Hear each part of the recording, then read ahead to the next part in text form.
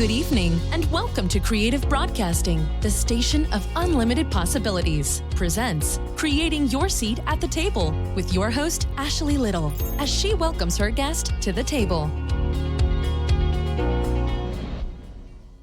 Welcome to Creating Your Seat at the Table. I am your host, Dr. Ashley Little. A little bit about myself: corporate executive by day, award-winning serial entrepreneur by night, CEO and founder of Ashley Little Enterprises, LLC, and founder and owner of Talk Radio and TV Network, LLC.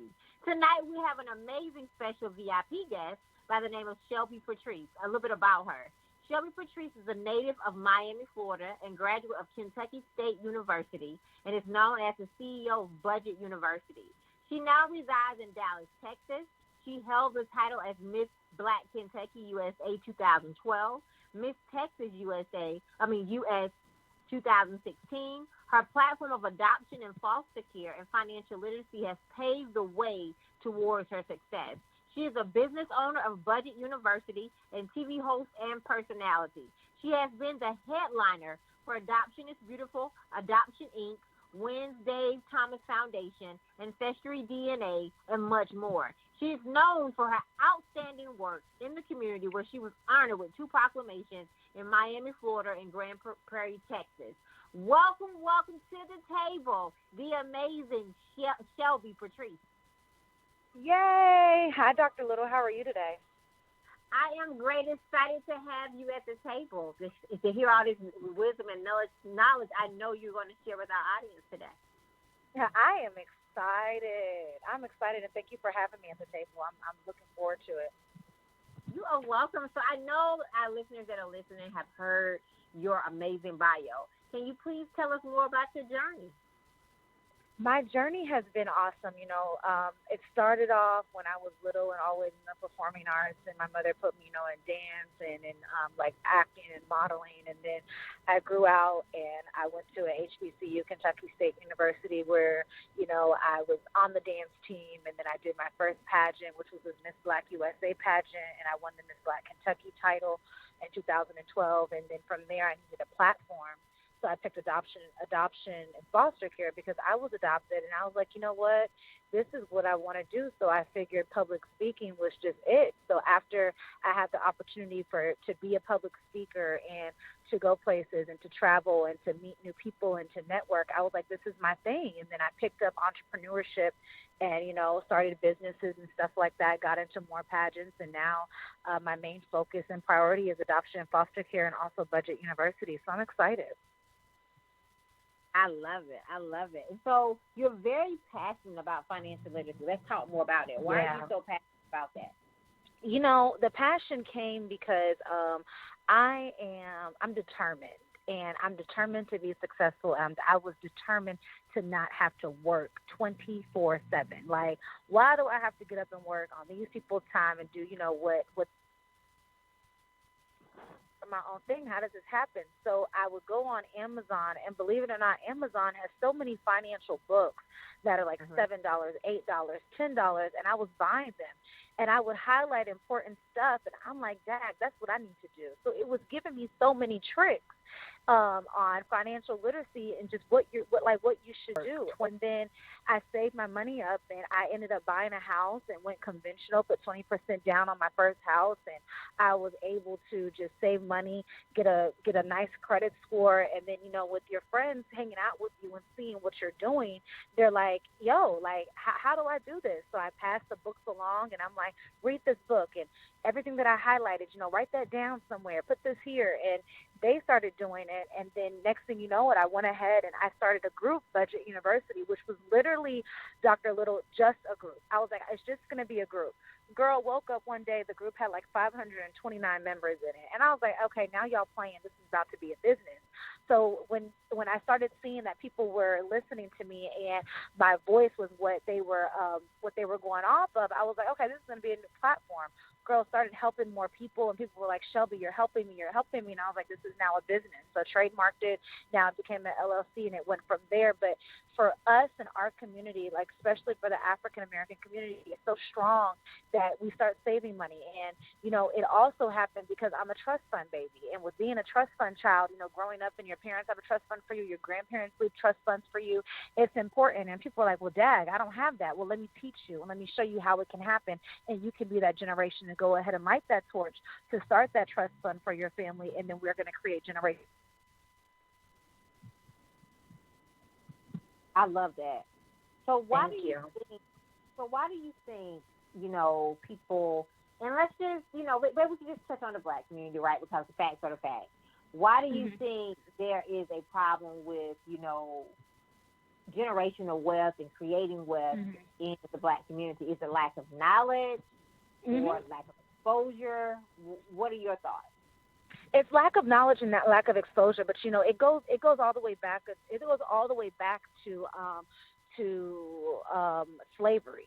When African Americans were slaves, they didn't want us to read. And facts is facts. We have to just state the facts that they said that if you want a Black person to know something, if you don't want a Black person to know something, put it in a book, because they say that we don't read. And unfortunately, that is the stigma.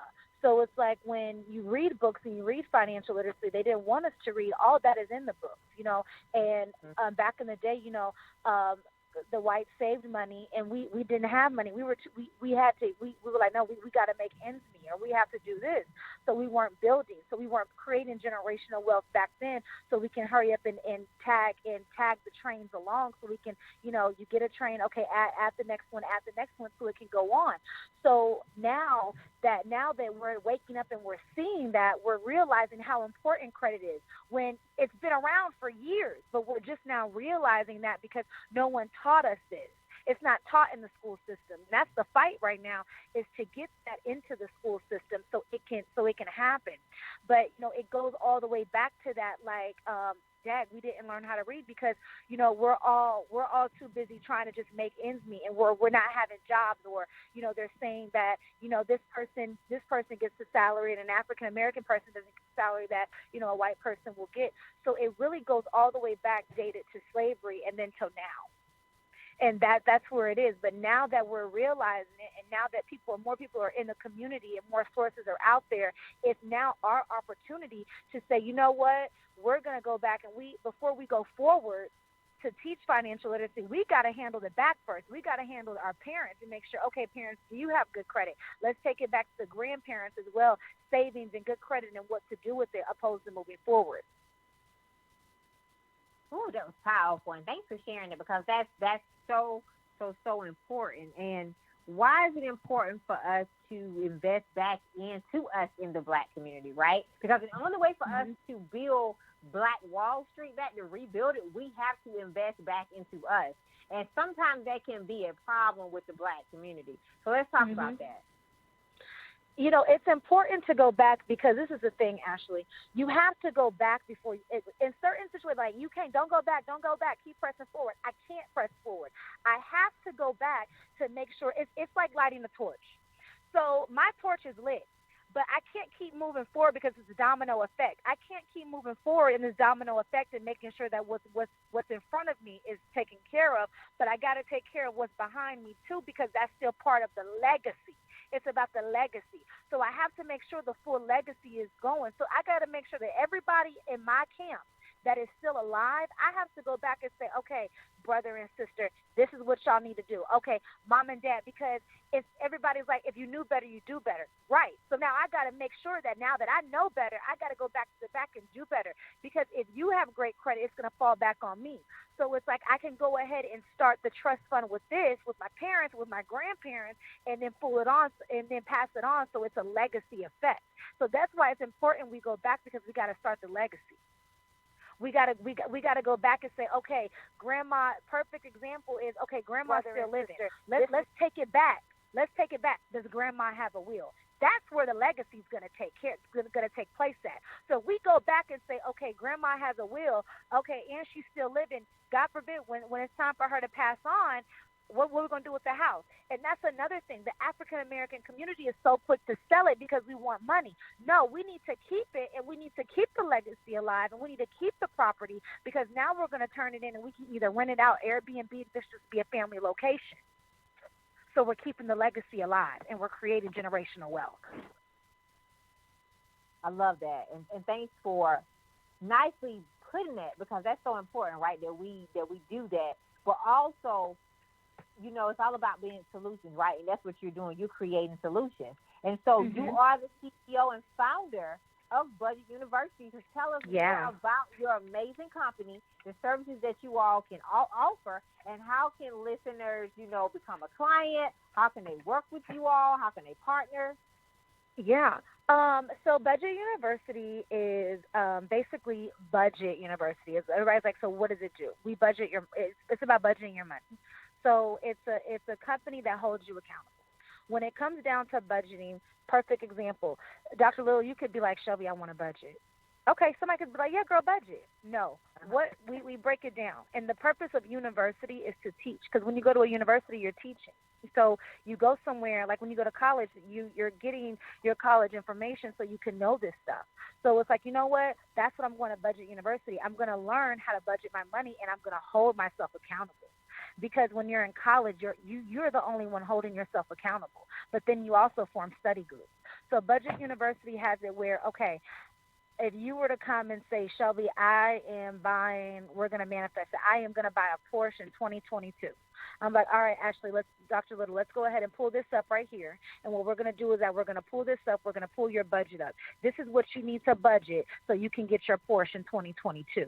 And then you're going to say, so what do I do? Well, guess what? What you're going to do is you're going to follow this budget. It's going to be hard, but here at Budget University, we're going to hold you accountable, and we're going to cheer you on the whole way, because it might just get hard for you, but we're going to try to make it as easy as we can. So once you have the budget, everything else falls in place, because now you are the author of your own money. You're writing it out. You're telling your money where it needs to go, and you're writing the story. So now that your budget is fixed, we are also certified in credit repair. So you know what? I got the savings. My savings is real cute, but I need help with my credit. Okay, so now that our savings is good, let's go ahead and get your credit going. The whole time, you are doing it yourself. We're just in your ear telling you where to put everything and where it needs to go. We're just helping you maneuver it because you're doing it yourself. The purpose of Budget University is to just be a student and to just be a student/client, and then you cut us off because you're going to be like, Shelby, I don't need you no more. Well, why not?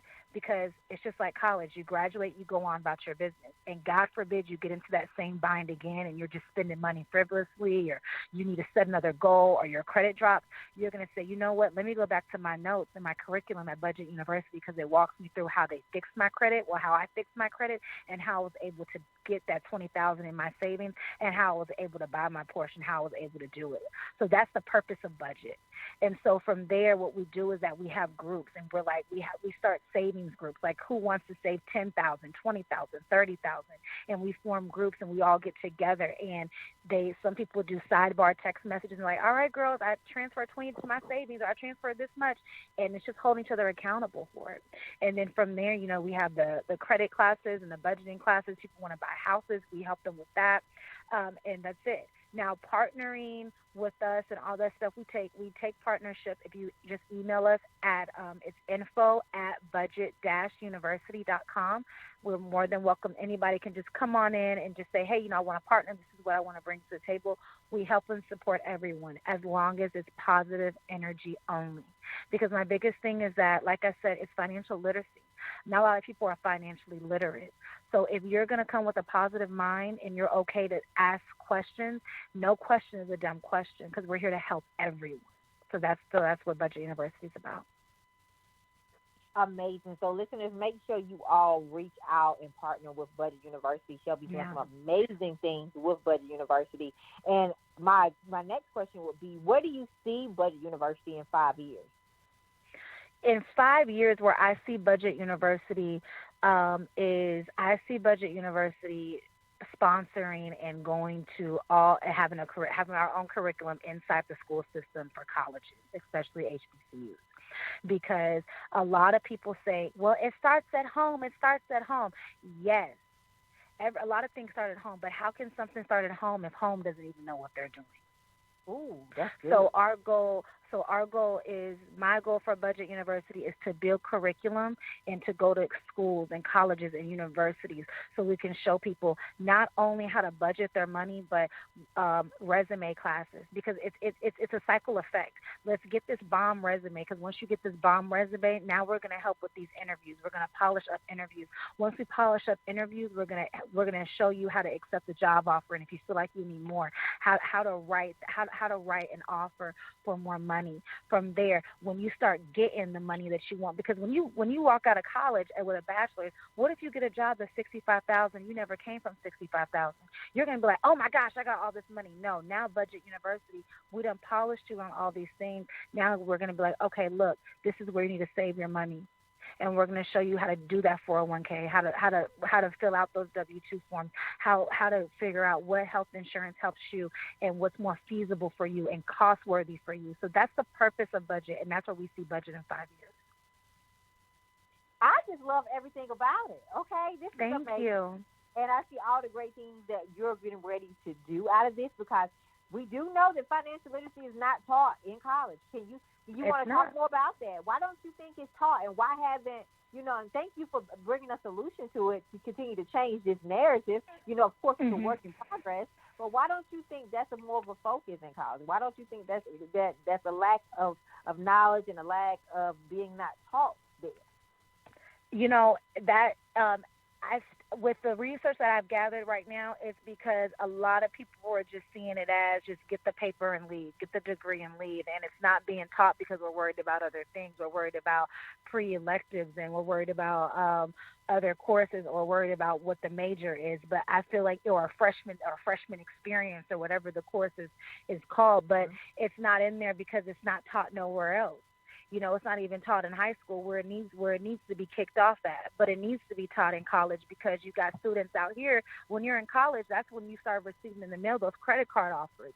Or you're out here, another thing why we want to go into colleges with the curriculum is because, semesters are say a semester is $10,000, but you out here pulling $20,000 loans out because you want this refund check, and now when you graduate, you done pulled out 2, 4, 6, 8, 10, 12, 14, 6. You done pulled out $160,000 for college, and you're looking crazy because you wanted that refund check, you wanted this, and you're in the mentality of, I'm grown now, I don't have my parents, but you done pulled out excessive money for loans, and you're looking crazy. So it needs to be taught in the school system for that reason right there, so you're not pulling out excessive loans for what you need for a semester. But it happens, and it's understandable, but it needs to be taught. But it's not taught because it's like, well, heck, they're here now, they're in college now, let's just give them their degree and leave. So we're more focused on other curriculum than we are for the financial aspect of it for the long run. Wow. And thanks for sharing that, because that's so important, because it's needed.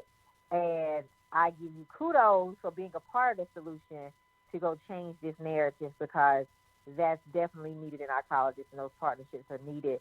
And so I know that you are well-versed, and so you're in the media as well. So let's talk about the media and why, what are some strategies you would give to listeners who are looking to grow in the media? Oh, my goodness. The media aspect of it, media, entrepreneurship, and the industry go hand in hand, because when you're in the media, the first thing I always tell people is that, number one, don't be upset when someone doesn't have the same heart as you. And number two, it's your own hustle and it's your own grind. You are your brand. You're a walking brand. And I learned that about 7 years ago. So when you're getting into the media and you're trying to get into the media and you're out there, you just have to make sure that, is this something that I want to do? And am I ready for this journey? It's important that you network. It's okay to network. It's okay to send an email out. It's okay to ask for help. It's okay to look up to someone, but be your own person. And make sure that what you're doing, that there's a purpose behind it. And that, you're doing what you're called to do. and you're walking, and everything will align for you. So it can be hard, it can be tricky with the media, but for me, it's one of those things where I'm making sure everything aligns with Budget University. I love that. I love that. And that's so important. I know you do a lot of red carpet events and stuff like that as well. And so we might have some listeners on that are looking to grow in that. So tell us more about your journey doing, red carpet events, and tell us more about that. Mm-hmm.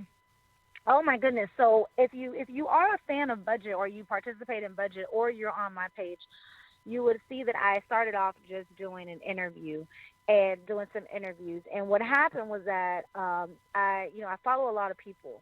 So the journey, how the red carpet stuff came along, was that, believe it or not, I was interviewing an actor, and when I interviewed him, I followed him, stayed in touch and everything, and then I saw on his page that he posted a flyer saying, "Hey, looking for a red carpet host," and I was like, "Why not?" But first of all, before you think about that, before you go there, I was content and I was happy and I was ready. And I tell a lot of people, especially if you're trying to get into the industry like that, you've got to be ready for the no's, because there's going to be a lot of no's, because you're not the only one in America trying out for this same position. So I said, okay, cool. I ran to my bathroom. I threw on some makeup. I threw on an outfit. I hit my lights on, and I auditioned for it. And I always tell people that when you're auditioning for things, if it says they want a video for a minute and 30 seconds of what you of auditioning, of whatever it is, you need to make it a minute and 20 seconds. Because if you can't capture them under the time that they're giving you, the line time, then if it takes you a whole 1 minute and 30 seconds, that's a problem. You need to capture them within, honestly, maybe 55 seconds. So within that, I did my video. It was super under, and I'm like, oh, maybe that's too short. 2 days later, I got a email, and I signed an NDA. And then from there, I went on, and now the movie's out, and I'm excited. And I had they assigned me Pooch Hall, and they assigned me Claudia Jordan, and I interviewed them on the red carpet. It's out right now for views if you want to see it, and it was there. But I tell people all the time, it's a lot. So it all happened from the budget and from my budget interviews. It all happened from there. Everything that you see me doing is honestly coming from budget, and that's how I know that it's aligned in my calling, because they're like, yeah, we see that you did so and so and you interviewed so and so. Yeah, let's get on the red carpet, because she's not celebrity starstruck, or she's not this. So I'm like, okay, cool, and I did it, and I submitted an audition like everyone else, and I was grateful, and I got it. The power of connecting in relationships, right? That's so important. Let me say, social media is so important. It's literally growing. I've told people more. I say this almost every day. If you're not visible right now, when the doors open, you are going to be behind, right? Yeah. If you're not visible right now, and building relationships, can you talk about how important relationships are? Because relationships are more than currency. Let me tell you, building a relationship is, girl, it's so crazy, because I tell people all the time, you have to look past what you see on social media when you're building a relationship with someone. A lot of people are like Sally, if say Sally Sue, oh my gosh, she's always in a Rolls Royce, she's always doing this, she's always doing that, she's always doing this. Ask yourself, are you building a relationship because of what you see, or are you building a relationship off of what she does? That's two different things, right? Mm-hmm. So am I building a relationship? Do I want to build a relationship with this person because I see the glitz and the glams of it, or do I want to do it because, no, they are really talented at what they do?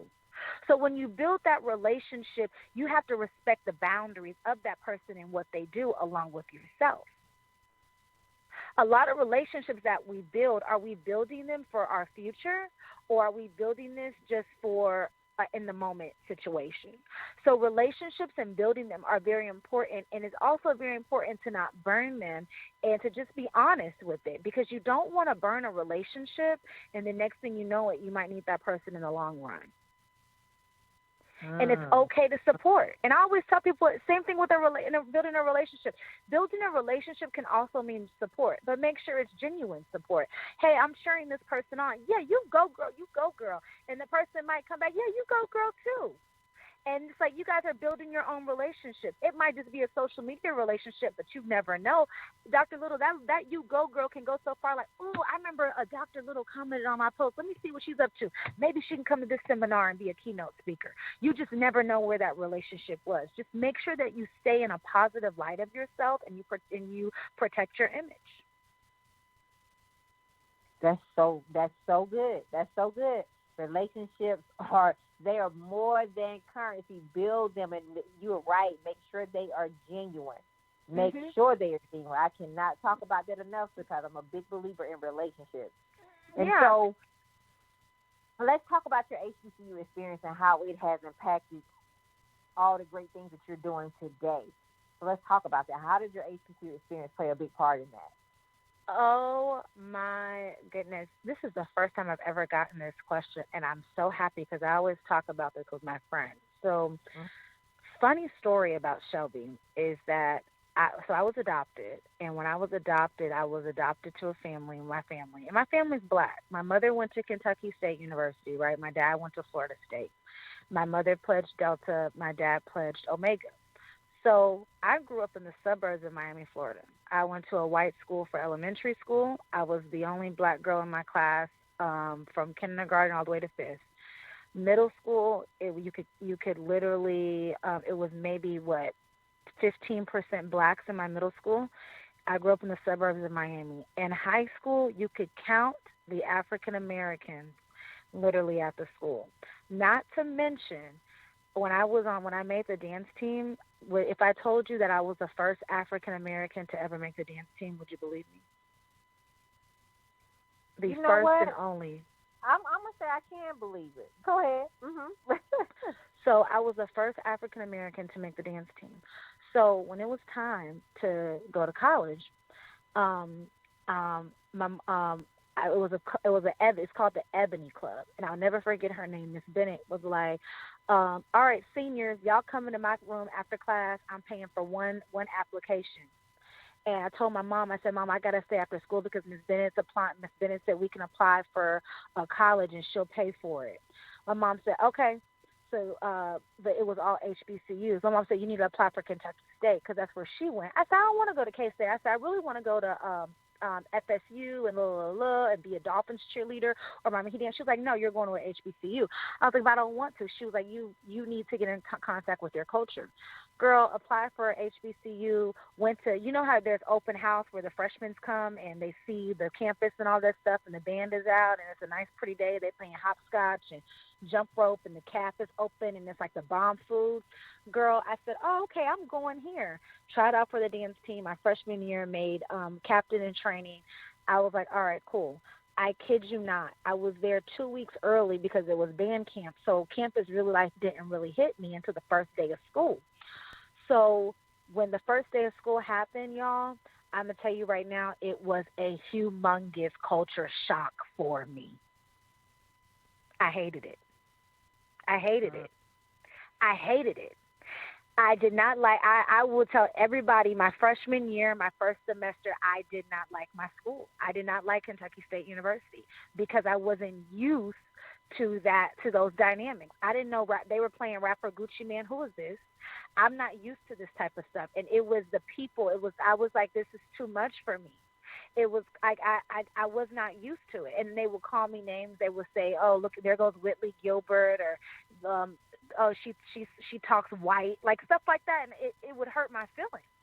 And I just, I went home that Christmas break to the point where I didn't want to go back. And my parents were like, no, you're going back. Girl, I went back and I grew to love it.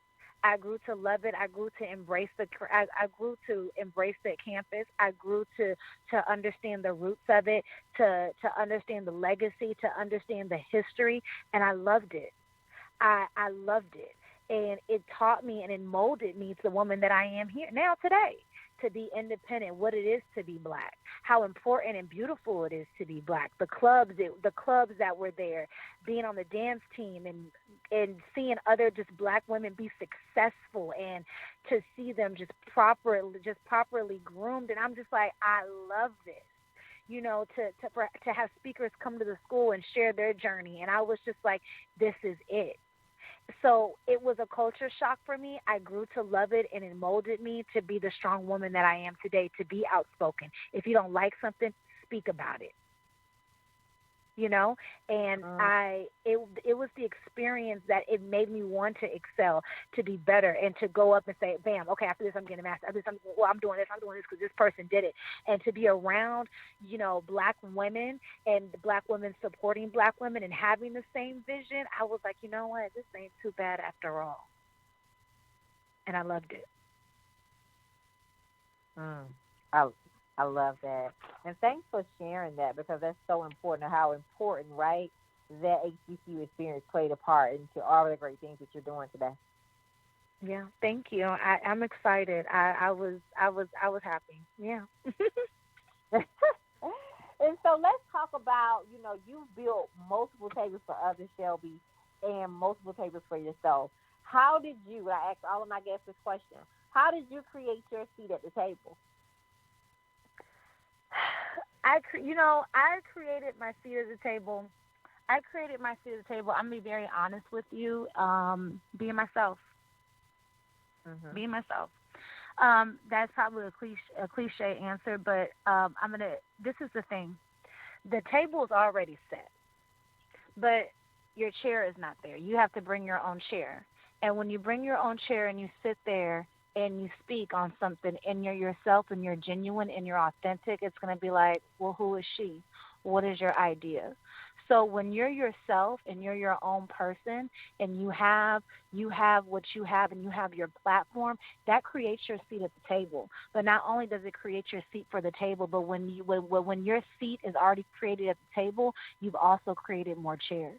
And when you've created more chairs, like you've said, you've helped other people come to the table. That's because I was my authentic self, and myself was able to birth more chairs to say, hey, you need to come sit here too. And now it's a dynamic duo or a dynamic trio or a dynamic quad, because I'm myself. But I come with some other people too, because it's all about diversity. So I could come to the table and I can create my seat, but it's like this is what I'm going to do, from my experience, from my life, from my childhood, from how I was brought up, from my HBCU experience, from my health, from the wealth, from everything that I have. This is how I'm going to go ahead and create my seat at the table, because this is all me, and that's all you're going to get. I love that. And that's what it's supposed to be, right? Somebody, don't wait for people to give you a seat. If they don't give you a seat, build your own table. Exactly. Right? We got to stop waiting for people to give us a seat and take what we want, right? So exactly. And so what did failure teach you on your journey? Because everybody has a process, right? Everybody sees the accolades, they see the accomplishments, but they don't see the process, and that's the most important part of everybody's journey. So what did failure teach you on your journey?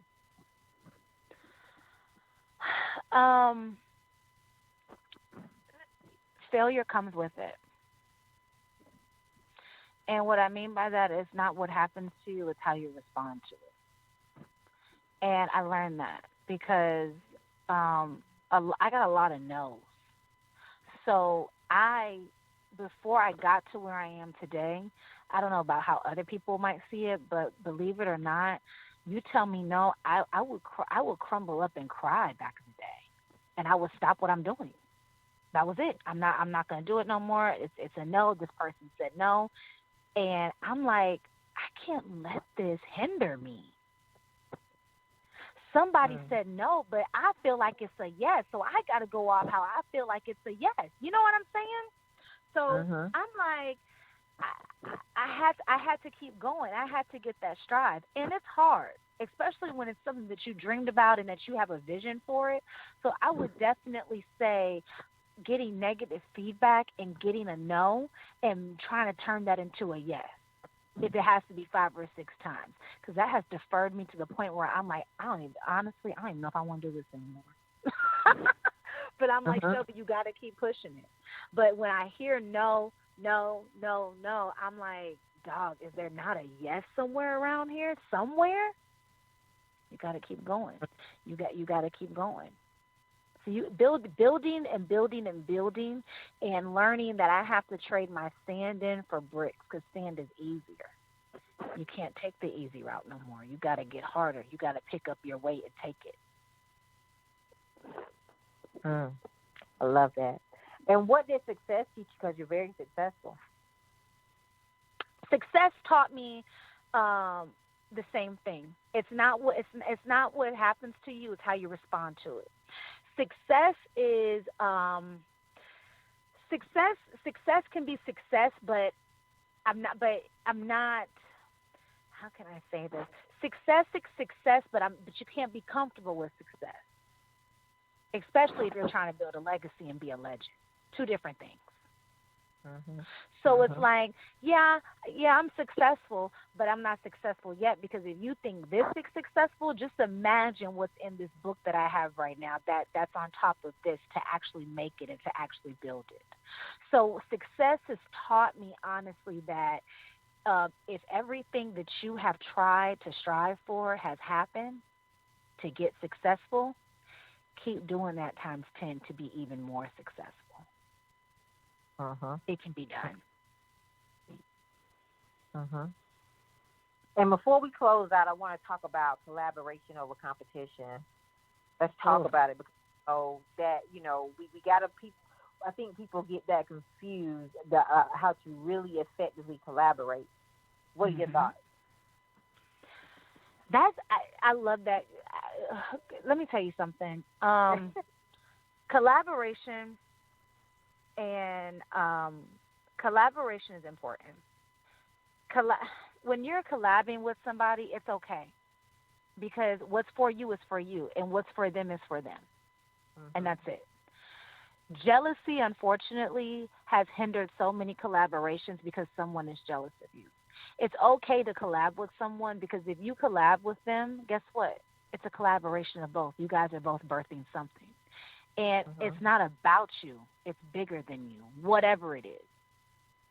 If Shelby Patrice decides to collab with Dr. Little, we're coming together for great minds to get both of what we think together to birth something, and it's not for us. This is not for us. This is for the people. And a lot of people are so worried about themselves because they're selfish to collaborate, but it's not about you. It's about what you're about to birth for the people that need it. So it's okay, because at the end of the day, the table is never ending. And that's what I tell people. You're going to make it to the table eventually, but your seat is just not there yet. The table is so far out, it's ridiculous.